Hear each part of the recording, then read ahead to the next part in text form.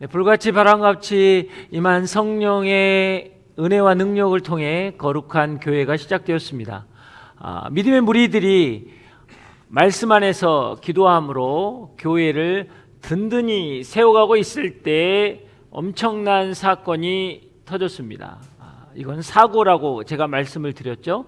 아나니아와 삽비라 사건. 그들이 밭을 팔았는데 일정 금액을 내지 않고 숨겼다가 그 자리에서 죽는 사건이었습니다. 두 부부는 3시간 간격으로 죽게 되었습니다. 이 일은 교회 안에서 두려움을 샀습니다. 사실 이 사건은 어떻게 보면 하나님의 임재와 하나님의 살아계심을 나타내는 것임에도 불구하고 그들에게 있어서 교회에 와서 헌신하고 섬기는 데에서 굉장한 부담감이었을 것입니다. 내가 혹시 말을 잘못하거나 내 안에 죄된 마음이 있거나 잘못된 헌금을 들었을 때 혹시 나도 죽지 않을까 하는 이런 복잡한 마음이 들었을 것입니다. 하나님은 이 사건을 통해서 교회란 무엇인가? 교회란 거룩과 정결함 위에 세워져야 한다라는 분명한 하나님의 메시지를 그들에게 준 것이었죠. 초대교회 이 사건을 통해서 영적으로 그들은 재정비를 하는 시간이 되었습니다. 믿는 무리들이라는 그 단어 속에 묻어갔던 그런 개인적인 거짓이나 욕심이나 죄악된 모습들이 드러났다라는 것이죠. 적당히 믿었던 사람들은 떠나가나 회개를 함으로 돌이켰다라는 것입니다. 하나님은 우리의 머리카락도 세시는 분이십니다. 아간이 죄를 졌을 때 철옹성 같은 여리고성이 무너지는 기적 같은 승리 속에서도 여러분 그 죄는 묻어갈 수 없었다라는 것이죠. 다윗의 죄는 모든 이방 왕들이 그렇쳤던 것처럼 왕의 강력한 권력과 힘 안에 묻어갈 수 없었다라는 것입니다. 성령께서는 개인의 영성과 신앙을 점검해 보라고 말씀하시는 것입니다. 우리가 쓰는 구원의 투구를 만지시며 구원의 확신에 대해서 물어보시는 것입니다. 십자가의 은혜와 보혈의 능력을 너는 경험하고 있느냐라고 물어보시는 거예요. 우리가 차고 있는 성령의 말씀의 검을 뽑아보시고 좌우의 날쌘 그 예리함을 점검하시며 우리에게 말씀하십니다. 너의 인생 가운데 어려움과 두려움과 염려와 근심을 너의 말씀의 검으로 잘라낼 수 있겠느냐라고 물으시는 거예요. 우리가 가지고 있는 믿음의 방패를 만지작거리시면서 한번 쳐보시면서 우리에게 물어보십니다. 너는 이 고통과 아픔과 염려와 근심 가운데 있을 때 정녕 나를 믿을 수 있겠느냐? 이 어려움과 고통 가운데 있을 때 정녕 나를 믿을 수 있겠느냐? 라고 물어보시는 거예요. 믿음과 신앙의 삶의 계기판에 빨간불이 들어온다면 여러분 점검을 받으셔야 합니다. 말씀으로 기도로 우리의 삶을 다시 한번 점검해 볼 필요가 있다라는 것이죠. 우리가 신앙생활을 할 때도 여러분 꼭 기억하셔야 합니다. 말씀으로 기도로 우리의 삶을 한 번쯤 돌이켜보지 않으면 우리를 점검할 수 없다라는 거예요. 분명히 나는 염려나 근심이라는 빨간불이 계속 깜빡거리는데 분명히 내 삶 가운데 어떤 시련과 고통을 통해서 내 삶에 깜빡거리는 빨간불이 있는데 그것을 무시하고 계속 가다 보면요 엄청난 사고가 일어난다는 거예요. 그래서 하나님은 오늘 우리에게 그것을 점검하라고 이야기하시는 거예요. 그릇을 씻는 이유는 무엇일까요? 그릇을 씻는 이유는 그 그릇을 다시 사용하고 무언가를 담겠다고 하는 거예요. 하나님이 우리 가운데 연단하시고 정결케 하시는 이유는 무엇입니까? 우리 안에 새로운 축복과 새로운 은혜를 담겠다라는 거예요. 초대교회는 아나니아와 삽비라 사건 이후에 하나님의 놀라운 부흥과 축복을 경험하게 된다라는 것이죠.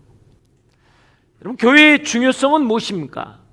어떤 한 교회가 그 시대에 그 지역에 바르게 서 있다면 그것은 그 시대 그 자리에 하나님의 나라가 임했다라는 거예요.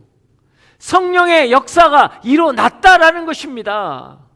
하나님의 나라가 임한 곳은 깨지고 부서지고 상처가 망가진 인생이 회복되고 온전케 되고 새롭게 된다라는 것입니다. 그래서 교회는 중요한 거예요. 성경에서 계속적으로 교회를 이야기하는 이유는 우리의 삶을 위한 것입니다. 이 땅에 교회가 세워졌다는 것은 무엇을 이야기합니까? 오늘 하나님이 그곳 가운데 임하셨다라는 거예요. 그것을 통해서 하나님의 거룩한 역사가 일어나겠다라는 것입니다. 마치 성막이 세워지면 그곳에 죄사함이 일어나고 하나님을 대면하고 하나님의 인도하심과 하나님의 역사를 경험한 것처럼 이 땅에 우리에게 교회를 허락했다라는 것은요, 정말로 소중한 거예요. 여러분은 하나님의 몸된 교회입니다. 여러분이 교회로 존재한다면 거기에는 하나님이 임하시는 거예요. 하나님이 임하시면 하나님의 거룩한 성령의 역사가 나타난다라는 것입니다. 그 은혜가 여러분 가운데 있길 주의 이름으로 축복합니다. 15절과 16절 말씀 한번 읽어보겠습니다. 15절과 16절 시작. 심지어 사람들은 베드로가 지나갈 때 혹시 그의 그림자라도 덮일까 해서 들것과 자리에 환자들을 눕힌 채 거리로 데리고 나왔습니다.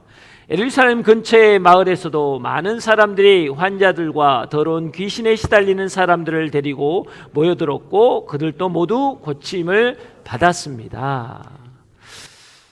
아나니아와 삽비라 사건 이후에 사도들을 통해서 많은 기적과 이적이 일어나기 시작했습니다. 이 소문은 예루살렘 주변으로 퍼졌고 수많은 병든 자들이 찾아왔습니다.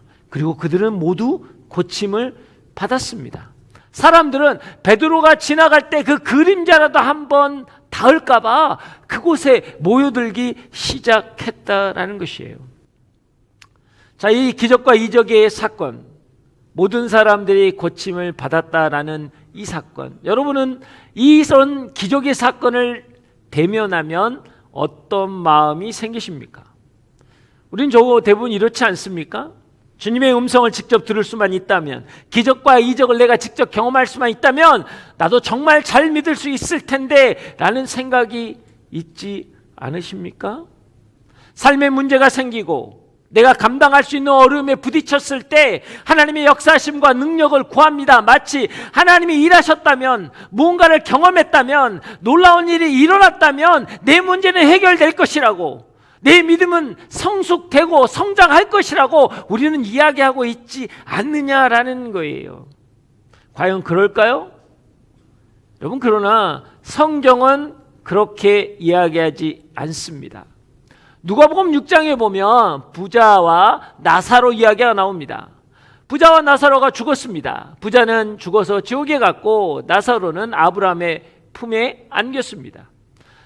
이 부자가 지옥에서 너무나 뜨거운 것에서 고통받으면서 갑자기 고개를 들었는데 저 멀리에서 아브라함 품에 있는 나사로를 발견하게 됩니다. 그래서 부자가 이렇게 이야기하죠. 아브라함이여, 아브라함이여, 나사로에게 물 한 모금, 물 한 방울 찍어서 내 혀에게 떨어뜨려서 나를 좀 시원케 해주십시오 라고 이야기를 합니다.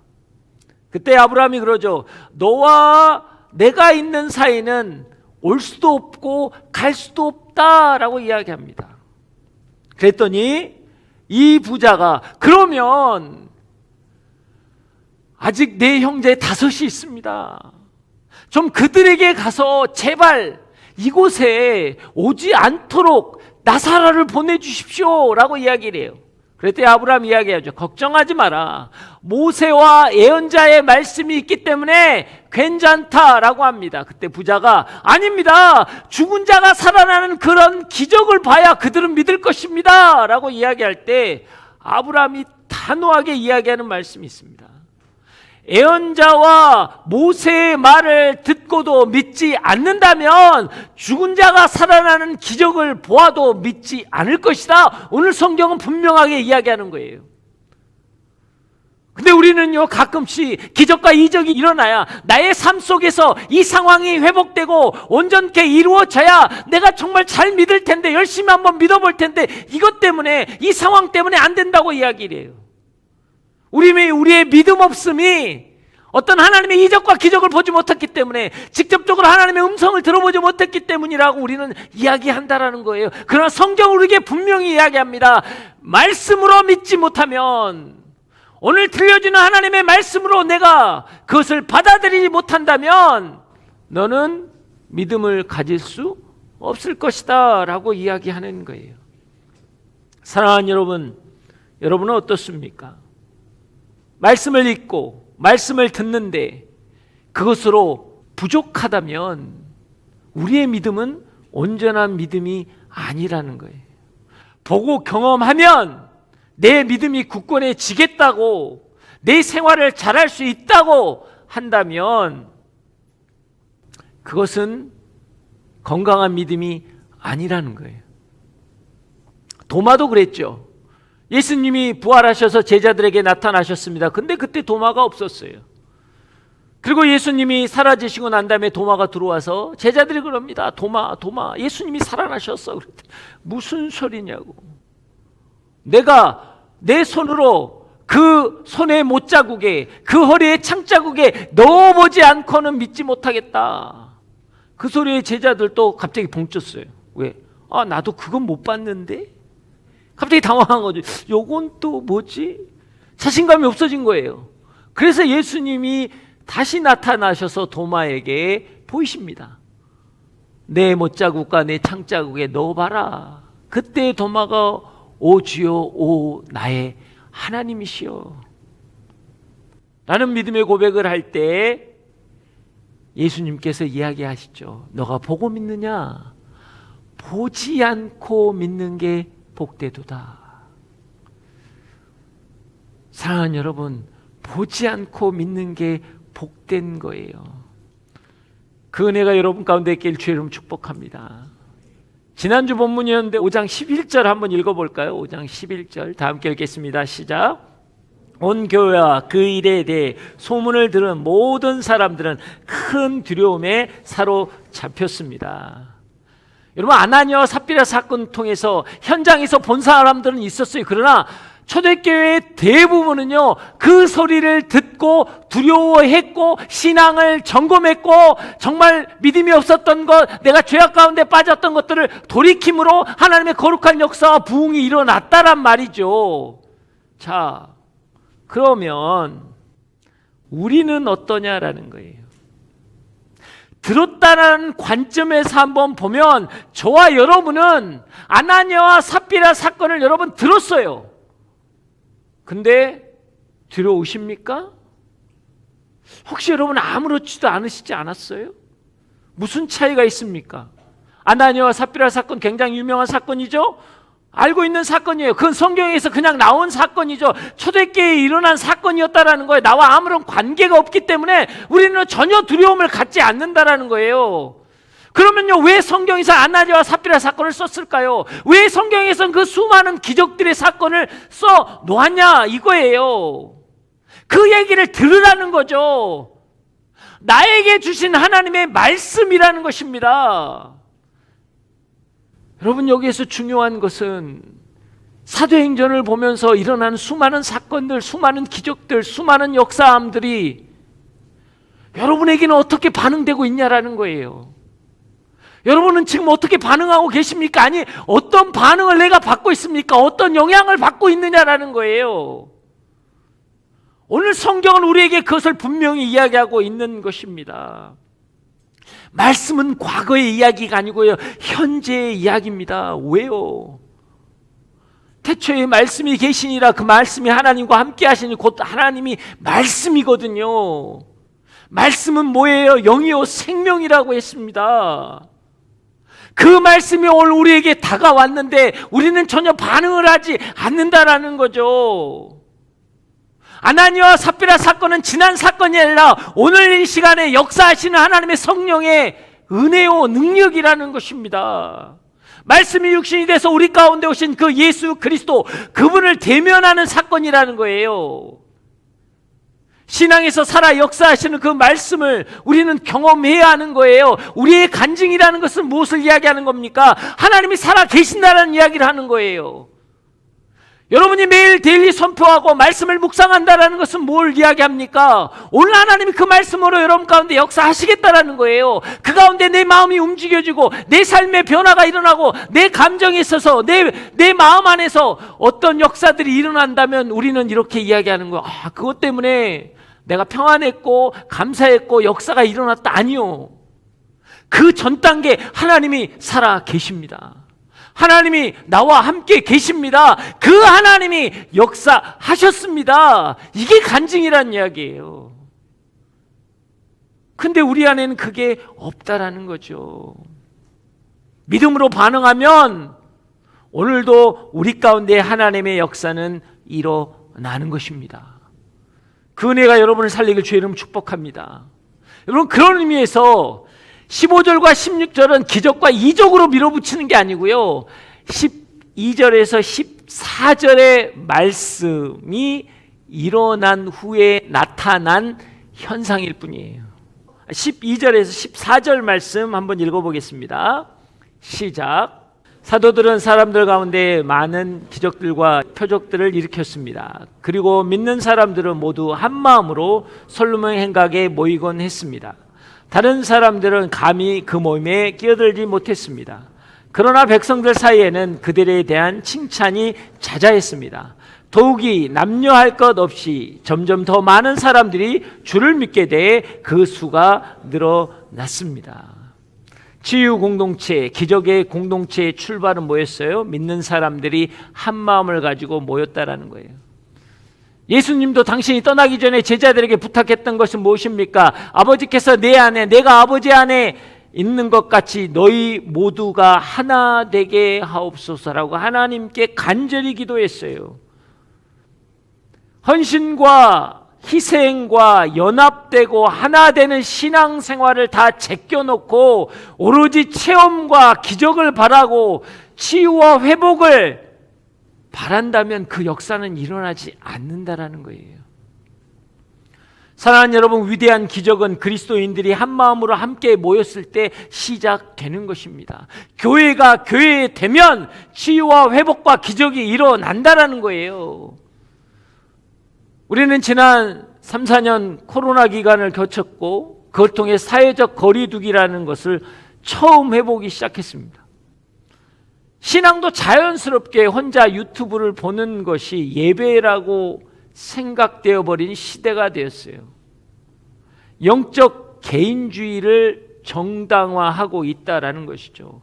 그러나 여러분 분명히 하십시오. 신앙은 개인의 생존을 위해서 하는 것이 아니라 주님의 몸된 교회 연합을 위해서 하는 것이라는 거예요. 우리는 치유와 회복을 위해서 여러분 어떤 특정한 프로그램을 하고 베드로 같은 능력 있는 사람들이 모셔와서 어떤 그런 역사를 일으키는 것이 아니라는 거예요. 오늘 성경은 분명히 이야기합니다. 치유와 회복의 공동체가 되려면 먼저 하나 되어야 한다라는 것, 그리고 세상 사람들로부터 칭송을 받는 공동체가 될 때 하나님의 역사가 일어난다라고 오늘 성경은 이야기하고 있는 거예요. 이 시대에 가장 부족한 게 뭘까요? 건물일까요? 교회 프로그램일까요? 여러분 설교하는 목사일까요? 아니죠. 하나님의 징조를 예언하는 사람이 없었기 때문에 이 시대에 기적과 이적이 일어나지 않는 게 아니라는 겁니다. 세상에서 손가락질 당하고 비판당하고 조롱당하는 교회에서는 기적이 일어나지 않는다라는 거예요. 오늘 우리는 우리 자신에게 물어야 합니다. 우리가 가장 부족한 게 무엇인가? 기도가 부족한가? 말씀에 대한 확신이 부족한가? 능력 있는 사람이 없어서인가? 아니요, 가장 큰 문제는 세상으로부터 교회가 비난당하고 있기 때문이라는 거예요. 너무나 아이러니한 게 뭔지 아세요? 초대교회는 칭찬이 자자해서 그들에게 감히 끼어들지 못했다라는 거예요. 근데 현대 우리 교회는요, 악담이 자자해서 사람들이 오지 않는 거죠. 지금 한국 교회는 그리스도인의 삶 때문에 핍박을 당하는 게 아니라 그리스도인의 삶 때문에 여러분 조롱을 당하고 있는 거예요. 이 교회에서는 여러분 기적이 일어나지 않아요.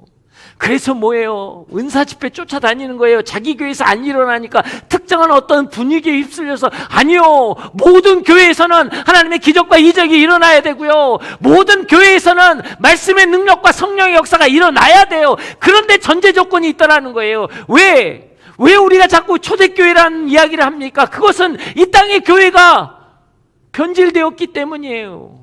그래서 처음 시작했던 것을 우리가 돌아가 보자라는 거죠. 그러면 초대교회는 어떻게 했냐라는 거예요. 모이기에 힘썼어요. 하나됨에 힘썼어요. 그리고 그들이 세상에서 자랑거리가 되었다고요. 세상 사람들, 저런 사람이라면 나는 믿어보겠다. 감히 끼어들지 못하는 거예요. 내가 이렇게 죄인이고 이렇게 세상적인 세속적인 사람이라면 저 사람 옆에 감히 가보지 못하겠다. 그럴 때 이적과 기적이 일어났다라는 거죠.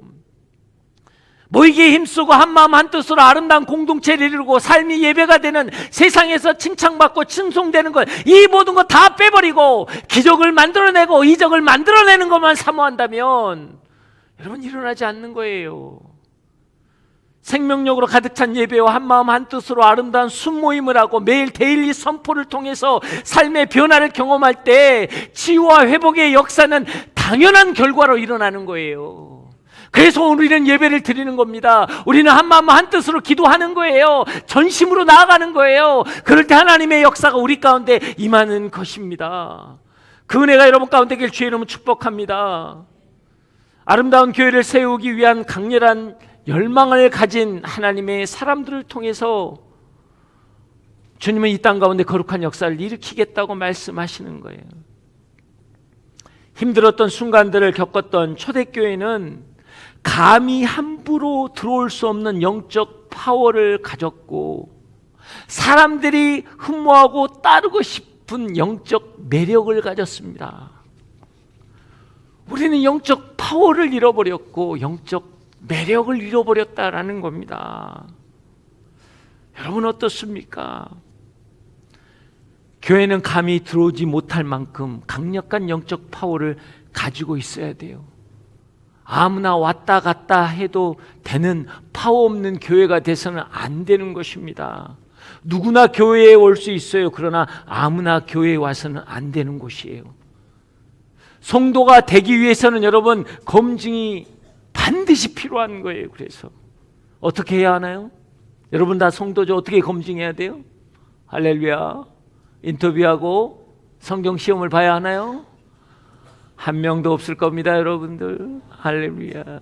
어떻게 성경은 뭐라고 이야기하냐? 오늘 말씀은 우리에게 뭐라고 이야기하냔 말이에요. 성도들이 성령 충만하면 아무도 함부로 하지 못한다는 이야기. 이게 뭐예요? 제도가 아니라 성도의 삶의 변화가 교회의 방어력이라고 오늘 이야기하는 거예요. 이 땅에 교회가 무너지는 이유가 뭔지 아세요? 성도들의 삶이 무너졌기 때문에 마치 성을 보호하는 성벽이 무너지는 거라고요. 성도들의 삶은 성을 보호하는 성벽이란 말이에요. 그게 무너지면 성은 무너지는 거예요. 함락되는 거예요. 침략당하는 거예요. 왜 이 땅의 교회들이 무너집니까? 간단한 이야기예요. 뭐 어떤 부정과 부패와 비리가 있었어요? 그 한 사람 때문인가요? 아니에요. 성도들의 삶이 무너졌기 때문에, 성도들의 삶이 변화되지 않았기 때문에 교회가 무너지는 거라고요. 오늘 초대교회는 그것을 우리에게 분명하게 이야기하고 있는 것입니다. 변화된 사람들의 이야기가 백성들의 칭송을 받고 믿는 사람 숫자가 늘어나는 것, 여러분 이게 부흥이라는 거예요. 그래서 부흥은 숫자의 개념이 아니라 변화의 개념이라는 거예요. 우리 속에 역사하시는 성령님이 우리를 움직여가는 힘을 경험하는 것, 이게 부흥이라는 것입니다. 신앙인의 변화는 척박하고 소망이 없는 그 핍박받는 곳에서도 세상을 바꾸는 힘이라는 거예요. 우리는 그래서 외부에서 자꾸 성령의 능력을 구하려고 합니다. 아니에요. 오늘 성경이 이야기하는 것은 너희는 성령이 거할 성전이다. 그 성전이 거룩함을 회복하면 하나님의 임재는 당연하게 임하는 것이고 하나님의 역사는 우리 가운데 일어나는 거예요. 여러분의 마음은 하나님이 임하는 보좌임을 믿으십니까? 하나님이 임하는 보좌를 빼앗기지 마십시오. 여러분의 마음 가운데 있는 하나님의 임재의 보좌를 빼앗기지 마십시오. 그것을 내가 지키고 그것을 붙잡고 있으면 성령의 역사는 반드시 일어나는 거예요. 특정 장소에서 일어나는 게 아니고요, 나를 통해서 일어나는 거예요. 그것을 선포할 때 우리 안에 거룩한 역사가 일어나는 것입니다. 교육이나 제도나 과학이나 물질로도 변화되지 않는 그 사람이 변화되는 것입니다. 그럴 때 세상이 칭송하는 것이고 세상이 감당할 수 없는 교회의 부흥이 일어나는 거예요. 왜 데일리 선포를 해야 한다고요? 우리는 매일 변화돼야 되니까. 그 변화되는 삶은 뭐라고요? 성을 지키는 여러분 성벽이 되는 것이고, 성이 굳건해지면요 그 성 안에는 하나님의 임재가 임하는 거예요. 그럴 때 우리 안에 거룩한 역사가 일어나는 것입니다. 그 은혜가 여러분을 살리길 주의 이름으로 축복합니다. 18절에서 20절 말씀 읽어보겠습니다. 18절에 20절 시작. 사도들을 잡아다가 감옥에 가두었습니다. 그러나 그날 밤 주의 천사가 감옥문을 열고 사도들을 밖으로 데리고 나오며 말했습니다. 가라. 성전에 가서 백성들에게 이 새 생명의 말씀을 모두 전하라. 변화의 능력 앞에 대제사장과 사두개파 사람들 마음에 시기심이 가득하게 되었습니다. 그래서 사도들을 잡았죠. 감옥에 가두었습니다. 그런데 천사가 나타나서 감옥문을 열고 그들을 데리고 나왔습니다. 그리고 너희는 가서 성전에 가서 이 새 생명의 말씀을 증거하라. 그래서 여러분, 그들은 성전에 가서 말씀을 증거해요. 그들은 그래서 또 잡혀가게 되고 매를 맞게 됩니다. 그리고 풀려나는 게 오늘 이야기예요. 자, 오늘 하나님께서 천사를 통해서 그들에게 이야기한 게 뭐예요? 새 생명의 말씀을 전하라. 새 생명의 말씀을 붙들어라 라는 거예요. 여러분, 그리스도인들은 생존을 위해 살아가는 게 아니라 생명을 위해 살아가는 자들이라는 거예요. 여러분, 초대교회 사도들과 성도들은요, 생존의 본능이 아닌 강력한 생명력을 가지고 있었다라는 겁니다. 그들이요 생명의 위협을 받았어요. 이 다음 말씀들은 뭔지 아니면 그들 잡아다 죽이겠다는 것은 이제 저들을 죽여야 되겠다라는 겁니다. 여러분, 뭐예요? 결국 외부의 그 엄청난 환난과 핍박에서도 여러분, 초대교회는 생존을 위해서 몸부림친 게 아니라 생명을 증거하기 위해서 목숨까지 내어 버리는 담대한 삶을 살았다라는 것입니다. 생명력이 있으면 왜 여러분 죽음을 두려워하지 않는 줄 아세요? 여기에는 영적 원리가 있기 때문이에요.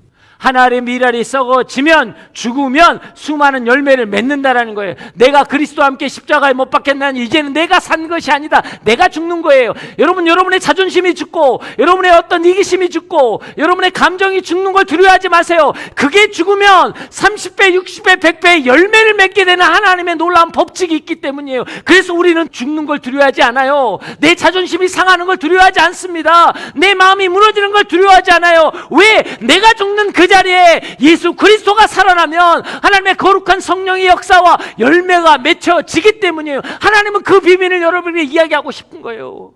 여러분을 바보 만들고 여러분을 더 낮추고 여러분을 위축되게 만들기를 원하는 게 아니에요. 여러분의 그 감정이, 그 여러분이 생각했던 그 두려움이 죽으면 그 염려가 죽으면 하나님의 거룩한 역사가 일어난다라는 거. 왜? 그 새 생명이 너를 살리기 때문에. 그 새 생명을 통해서 너희는 거룩한 열매를 맺는 인생이 되기 때문이라는 것입니다. 여러분, 그것을 믿으십니까? 근데 사단은 자꾸 너 살아야 한다는 거예요. 여러분, 생존의 본능이 강한 사람은요, 살아야겠다는 생각 때문에 집착하지요, 모질고 독하고 연약하고 비겁해지는 거예요. 그래서 우리 삶을 자꾸 비겁하게 만드는 거예요. 우리 삶을 자꾸 독하게 만드는 거예요. 살아야겠다라는 거예요. 살려고 전전긍긍할 때 여러분, 사단이 그것을 자꾸 트위스트하는 겁니다. 성도는 생존 본능에 붙잡혀서 살아가기 위해서 몸부림치는 사람들이 아니고 강력한 생명력을 품고 부활의 예수 그리스도를 증거하며 담대하게 그 일을 행하는 사람들이라는 것입니다. 여러분 안에 이 생명력이 있으십니까? 여러분, 교회에 와서 부담 없는 설교 듣고 하나님은 사랑이십니다, 하나님 여러분의 복 주십니다, 세상에서의 능력을 갖추는 성공의 비결, 긍정의 힘, 어떤 이런 것들만 이야기하고 세상에서 인정받고 능력받는 것이 무엇인가만을 듣고 간다면 과연 거기에 생명력이 있을 수 있느냐라는 거예요. 그러나 또 반대로 나의 어둠과 죄가 낱낱이 드러나고 하나님의 임재를 통해서 죽느냐 사느냐 내 인생을 걸고 생활하게 할 만큼 강력한 하나님의 말씀이 여러분에게 계속한다면 부담스러울 거예요. 쉽지 않을 거라고. 조금 이트가 있고 재미있고 좀 그렇게 하는 게 낫지 않냐라는 거예요. 여러분 어떻습니까? 저는 우리 교회가, 우리 드림플러스가 생명력이 있기를 원합니다. 생명력을 잃은 채 살아가기 위해서 세상에서 몸부림치는 이야기가 아니라 내가 듣고 내가 선포하는 말씀을 통해 하나님의 거룩한 역사가 일어나는 것, 이게 일어나야 되는 거예요. 순모임 여러분 점검하십시오. 세상에서 그냥 몸부림쳤던 이야기들, 짜증나고 속상하고 힘들었던 이야기들, 그리고 내가 듣기 좋은 이야기들만 여러분 순모임에서 한다면 세상 모임과 여러분 다를 게 뭐가 있겠어요? 여러분, 그런 사람들이 있더라고요. 좀 이게 편하게 예배 드리려고 왔는데 왜 설교는 또 저렇게 길어? 더 짜증나는 건 기도는 또 엄청 시켜요. 막 일어 세우고 너무 힘들다라는 거예요. 할렐루야. 그리고 더 나아가 그러더라고요. 맨날 왜 십자가 이야기만 하고 또 저 목사는 왜 소리만 또 박박 질러? 할렐루야. 웃는 사람들은 그런 마음이 있었다는 거예요. 제가 오직하면 그러겠어. 오직하면. 사랑하는 여러분, 근데요, 내 삶의 변화를 위해서 가슴을 부여잡고 부르짖는 기도 한 번 못 해보고 인생을 걸고 내 삶을 던지고 내 마음을 쏟아내는 예배 가운데 나아본 적이 한 번 없다면 그게 생명력을 가진 예배일까요? 그거 한 번 못 해보고 내가 살아간다면 하나님 앞에 내 인생을 던질 만한 여러분 가치와 이유를 찾으셨습니까? 말씀에 내 영혼이 끌려서 내 삶은 내어줄 만한 결단을 하는 그 생명력을 여러분 경험해 본 적이 있으세요? 말씀은 생명인데 살리는 것은 영이요 육은 무익하니라. 말씀이 곧 영이요 생명이라고 성경은 분명히 우리에게 이야기하는데 그 말씀의 생명력을 여러분이 경험하셔서 내 삶을 내어 던지고 내 자존심을 내어 던지고 그 삶 가운데 자유와 기쁨을 누리며 성령의 열매를 맺는 삶을 여러분 살아보셨냐라는 거예요. 오늘 성경은 이야기합니다. 남녀 할 것 없이 점점 많은 사람들이 주를 믿게 되고 그 수가 늘어났다라는 거예요. 사도행전은 그 숫자를 정확하게 카운트합니다. 남자만 3,000명이, 남자만 5,000명이. 매 예배마다 우리 MC가 여러분 이거 예배 인원을 카운트합니다. 오늘 성령께서 카운트한 인원과 오늘 우리 MC가 카운트한 인원이 같을까요? 이게 중요한 거예요. 여러분 그 카운트에 들어가 계십니까? 우리가 MC가 카운트하는 건 당연히 들어가 있어요. 근데 문제는 오늘 성령이, 오늘 하나님이 사도행전 초대교회에 숫자를 카운트하셨는데 그 카운트한 숫자에 내가 들어가 있냔 말이에요. 성령의 생명력을 가진 자는 당연히 그 카운트에 들어가는 겁니다. 우리 드림플러스, 우리 모든 지체들은 오늘 그 하나님의 카운터에 들어간 자들이라는 거예요. 그 믿음을 가지고 나아가시길 주의 이름으로 축복합니다. 그러기 위해서 우리는 다시 시작해야 돼요. 어떻게 해요?